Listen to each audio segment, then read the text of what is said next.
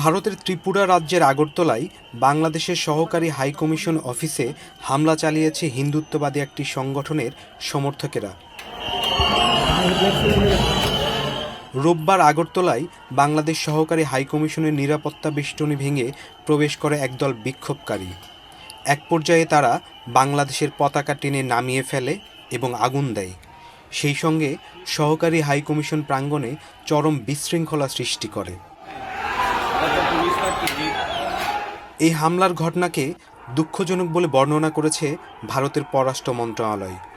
সোমবার দুপুরে এ ঘটনার পর এক বিবৃতিতে বলা হয়, আগরতলায় বাংলাদেশের সহকারী হাইকমিশনের প্রাঙ্গণে অনুপ্রবেশের ঘটনা খুবই দুঃখজনক।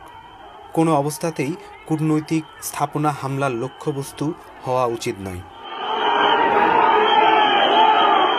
ভারতের পররাষ্ট্র মন্ত্রণালয়ের বিবৃতিতে আরও বলা হয়, বাংলাদেশের হাইকমিশন ও তাদের ডেপুটি সহকারী হাইকমিশনগুলোর জন্য নিরাপত্তা বাড়ানোর ব্যবস্থা নিচ্ছে ভারত সরকার।